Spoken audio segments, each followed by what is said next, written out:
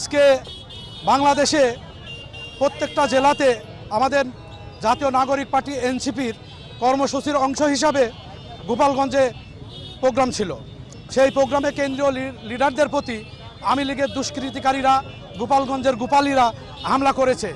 তারই ফলশ্রুতিতে আমাদের দক্ষিণবঙ্গের সংগঠক কুষ্টিয়ার কৃতি সন্তান নয়ন আহমেদের পুরে হামলা করেছে। নয়ন আহমেদ এখন আমাদের আহ্বায়ক নাহিদ ইসলামের গাড়িতে করে কিছুক্ষণ আগে খুলনা সিটি হসপিটালে ভর্তি হয়ে আছে। আমরা জানি না তার কি অবস্থা। আল্লাহর কাছে আমরা দোয়া করি নয়ন ভাই সহ এনসিপির সমস্ত কর্মীরা যেন সুস্থ হয়ে ওঠেন। এবং আমরা শুধু একটি কথাই বলতে চাই, আওয়ামী লীগ, পুলিশ বাহিনী এখনও একটি দলের পক্ষে হয়ে কাজ করছে। পুলিশ ভাই আপনাদেরকে হুঁশিয়ারি করে দিতে চাই, আপনারা আর দয়া করে কোনো দলের পক্ষে হয়ে কাজ করবেন না, আপনারা নিরপেক্ষভাবে কাজ করুন।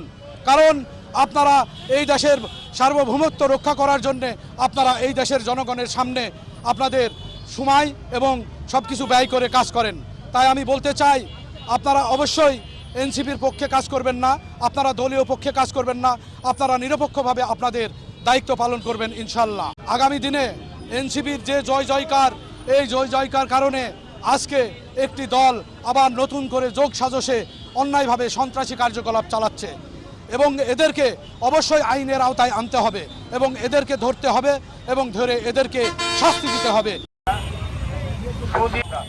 আমি এই পর্যায়ে টনি ভাইকে কিছু কথা বলে শেষ করার জন্য অনুরোধ। জাতীয় নাগরিক পার্টির পক্ষ থেকে সে সকল হামলার প্রত্যেকটি তীব্র প্রতিবাদ এবং প্রত্যেকটি নেতাকর্মীকে বিচারের আওতায় আনতে হবে।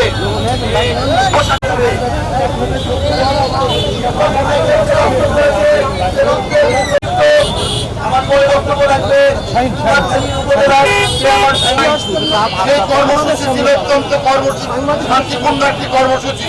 আপনারা এই 64 জেলার মধ্যে গোপালগঞ্জ একটি জেলা, এটা স্বাধীন আলাদা কোনো রাষ্ট্র না।